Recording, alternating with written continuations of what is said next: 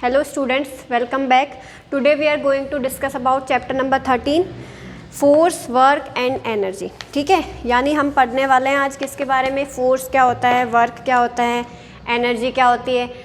अच्छा, इन सारे वर्ड से तो वैसे आप सभी फैमिलियर होंगे. फोर्स क्या होता है, ठीक है, वर्क क्या होगा, एनर्जी क्या होगी, लेकिन फिर भी डिटेल में एक साइंटिफिक लैंग्वेज में फोर्स क्या होता है और वर्क क्या होता है, एनर्जी क्या होती है, इन सब के बारे में हम स्टडी करेंगे. ठीक है, तो चैप्टर स्टार्ट करते हैं फोर्स से. इन आर प्रीवियस ग्रेड, यानी आप पिछले चैप्टर में आपने पढ़ा होगा, मतलब पिछली क्लास में आपने पढ़ा होगा push and pull is called force. ठीक है, तो ये सारी चीज़ें तो आप पढ़ के आए हो. ठीक है, नया क्या है वो हम देखते हैं.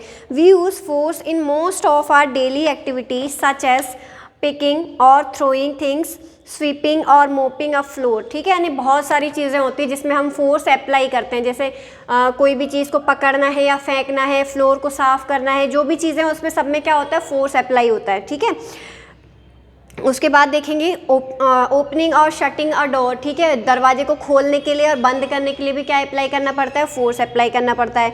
Squeezing a tube and many other things, यानी इस तरीके से बहुत सारे वर्क होते हैं जिसमें क्या होता है कि फोर्स का यूज़ होता है. यानी जब आप फोर्स अप्लाई करोगे तभी वो वर्क डन होगा. ठीक है, ये कह सकते हैं हम. आगे देखेंगे a force can cause things to, यानी फोर्स की वजह से चीज़ों में क्या क्या हो सकता है.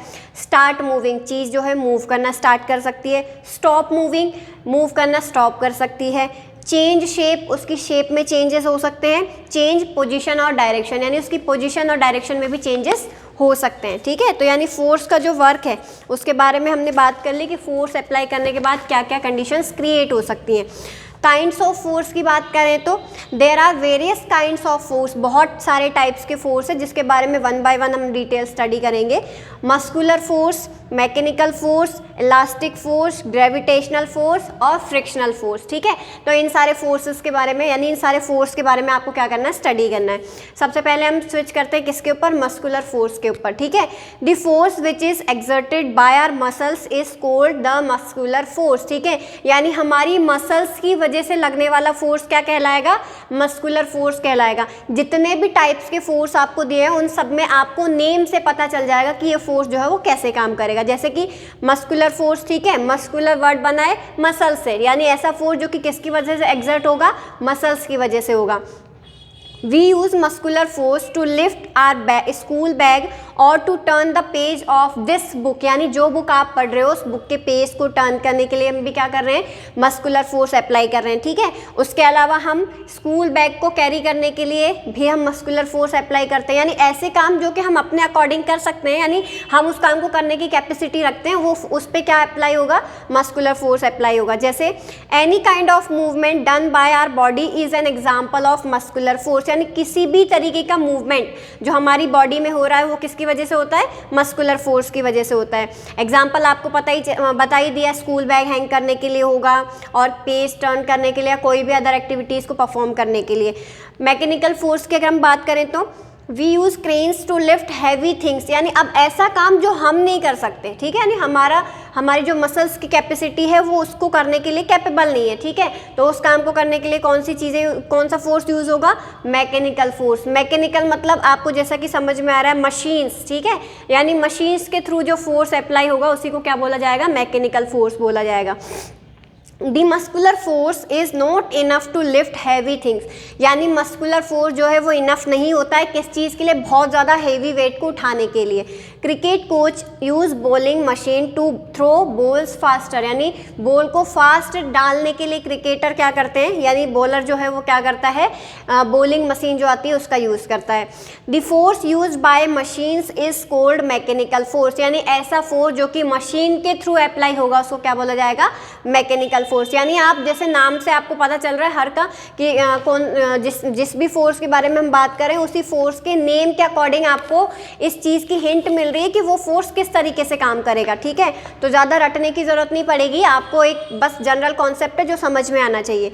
इलास्टिक फोर्स की अगर हम बात करें तो an archer uses elastic force of the bow string to shoot an arrow. ठीक है, यानी हम बात कर सकते हैं कि जैसे धनुष चलाने के लिए क्या होता है, उसमें स्ट्रिंग लगी होती है, उस स्ट्रिंग को खींच के फिर एरो को छोड़ा जाता है, तो वो फोर्स क्या कहलाता है, इलास्टिक फोर्स कहलाता है, क्योंकि जो स्ट्रिंग है उसकी इलास्टिसिटी की वजह से ही वो एरो जो है वो कहाँ जा रहा है, बाहर जा रहा है, उससे निकल के जा रहा है, ठीक है। आगे देखेंगे, a pole vaulter uses the elastic force of a flexible pole to jump high, ठीक है। पोल वोल्टर भी क्या करते हैं, हाई जंप के लिए क्या करते हैं, इलास्टिक फोर्स का यूज़ करते हैं। ग्रेविटेशनल फोर्स की अगर हम बात करें तो hold a ball in your hands and release it. अच्छा, आपको क्या करना है, एक बॉल लेनी है या बॉल के अलावा कुछ भी चीज़ आप ले लो, ठीक है, उसको आप ऊंचाई से छोड़ोगे नीचे, तो आप क्या देखोगे, कभी भी आपने ऐसा देखा कि वो चीज़ नीचे गिरने की जगह ऊपर जा रही हो, नहीं होता ऐसा। क्यों नहीं होता, उसके पीछे एक रीज़न है। उसके पीछे रीज़न क्या है, ग्रेविटेशनल फोर्स, ठीक है। यानी हमारी अर्थ के थ्रू ग्रेविटेशनल फोर्स अप्लाई किया जाता है, जिसकी वजह से कोई भी चीज़ जब आप उसको ऊपर फेंकते हो तो वो हमेशा कहाँ आती है, नीचे आती है, ठीक है। आगे देखेंगे, You will observe that no matter how hard you throw things up, they always come back to the earth, ठीक है। यानी इस चीज़ का कोई मैटर ही नहीं है कि आप कितनी हैवी चीज़ फेंक रहे हो, ठीक है। जितनी भी, चाहे आप लाइट वेटेड फेंकोगे या आप हैवी वेटेड फेंकोगे, किसी भी चीज़ को अगर आप ऊपर फेंकते हो तो वो हमेशा कहाँ आती है, नीचे ज़मीन पर ही आती है। It is because the earth pulls all object towards its centre with the force called gravitational force और ग्रेविटी। ये किसकी वजह से होता है, अर्थ क्या करती है, ग्रेविटेशनल फोर्स क्रिएट करती है, या हम ग्रेविटी जिसको बोल सकते हैं, जिसकी वजह से सारी चीज़ें अर्थ के सेंटर में आने की कोशिश करती है, क्योंकि वो फोर्स अप्लाई हो रहा है उसके ऊपर, तो इसी को क्या बोलते हैं, ग्रेविटेशनल फोर्स बोलते हैं, ठीक है। Everything that has mass is pulled toward the earth due to the force of gravity. यानी ऐसी कोई भी चीज़ जिसका मास है, प्रॉपर मास है, वो हमेशा कहाँ आएगी, नीचे आएगी, किसकी वजह से, ग्रेविटी की वजह से। That is why all object fall on the ground. इसी वजह से सारे ऑब्जेक्ट कहाँ गिरते हैं, ग्राउंड पर गिरते हैं।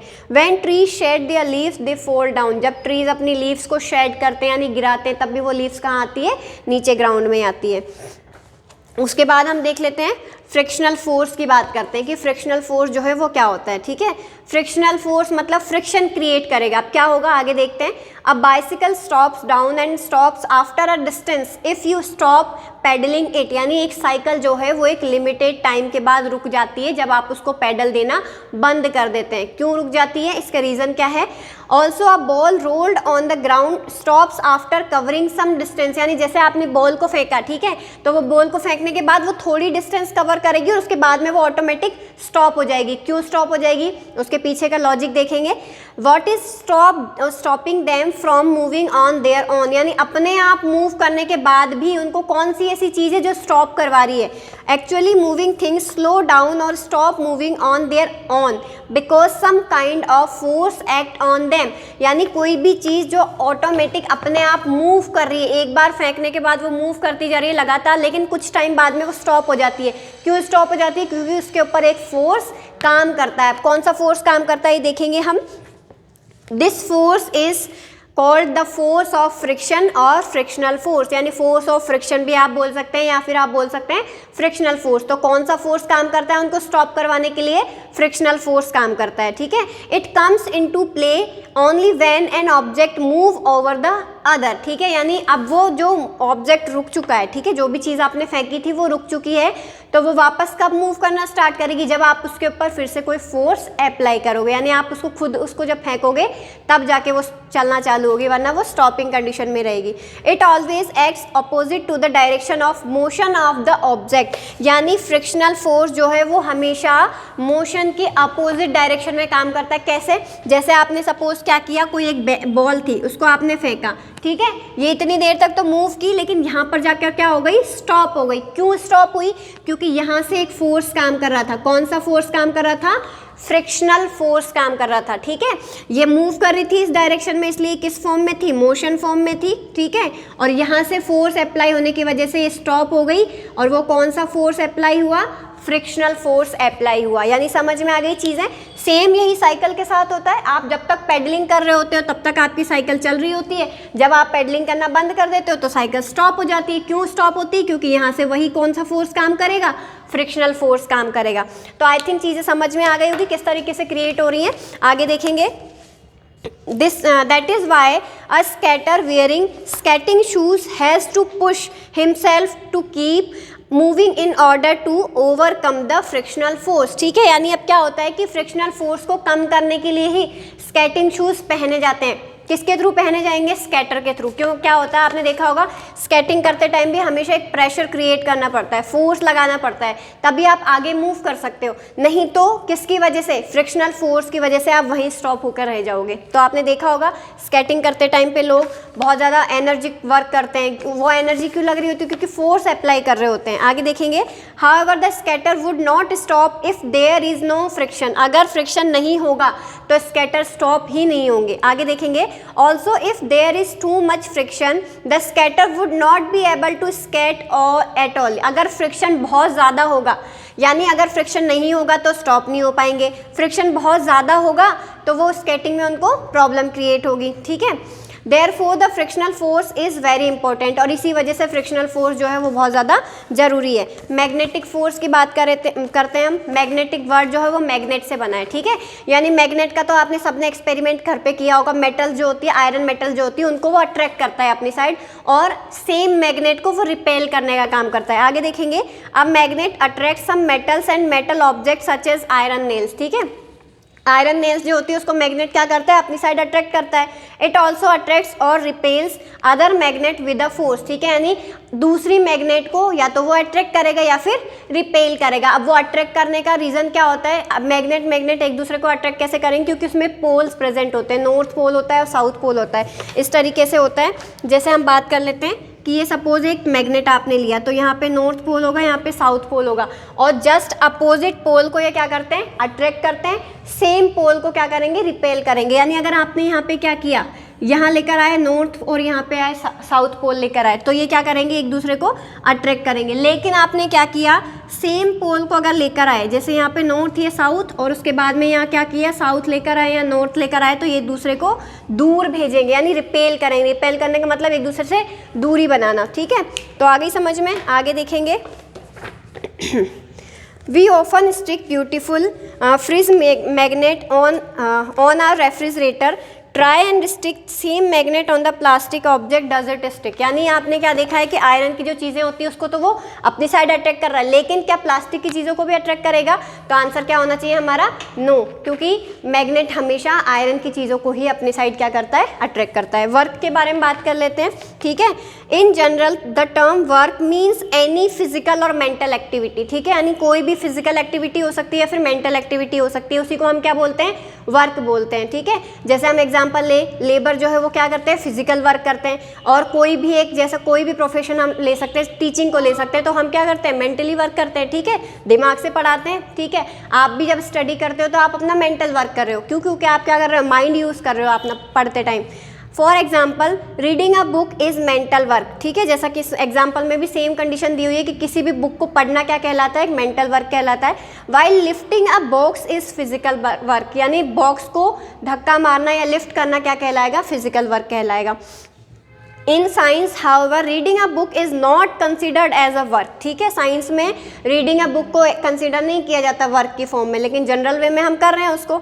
Similarly no work is done while standing at a place with a heavy load on the head. ठीक है, यानी अगर आप सर पर हैवी लोड को लेकर खड़े हो, जैसे कुली की बात करें हम, ठीक है, वो बहुत भारी वजन जो है वो अपने सर पे रख के खड़ा है, अगर वो स्टैंडिंग कंडीशन में है तो वो रेस्टिंग कंडीशन में माना जाएगा, यानी वो कोई वर्क नहीं कर रहा है। जबकि हमको पता है ना उसके सर पे हैवी वेट है तो वर्क तो हो रहा है, फोर्स अप्लाई हो रहा है उसके हेड के ऊपर, लेकिन साइंस की लैंग्वेज में उसको क्या बोला जाता है कि वो कोई वर्क नहीं कर रहा। Work is said to be done when an object move to some distance as a result of force acting on it.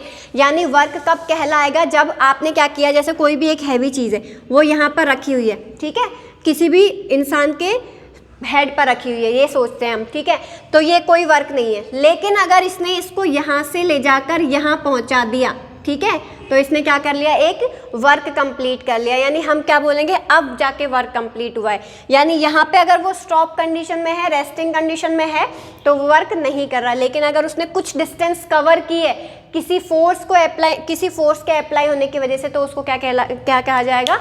Work कहा जाएगा। आगे देखेंगे, work is said to be done when an object moves to some distance as a result of force acting on it.